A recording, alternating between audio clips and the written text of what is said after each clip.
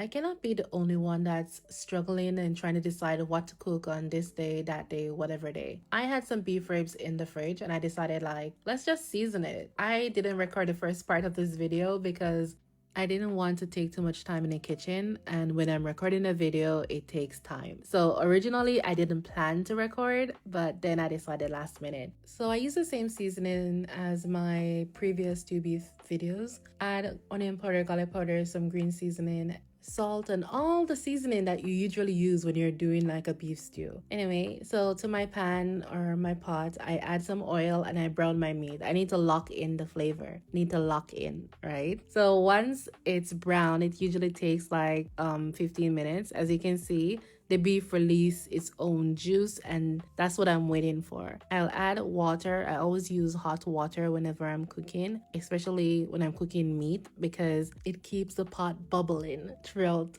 the cooking process instead of adding cold water and everything is starting over again. Anyway, I'm trying to make sure that I eat enough vegetables, and I am not gonna lie, for the past month I have fallen off. Like, I'm not eating as good as I was earlier in the year. So I'm trying to really like lock in when it comes to my veggies. So what I do here is I taste, I make sure that I have enough salt, seasoning, add a little bit of ketchup. That's not healthy, but let's look past that, right? I'm using carrot, bell peppers, and celery. And I didn't know if I should cut up the leaves or not, but I did, and it turned out so delicious. Like, this was one of the best stew beef I've ever eaten, and I served this over some purple rice and some veggies on the side, and it was so delicious. Do you want to play?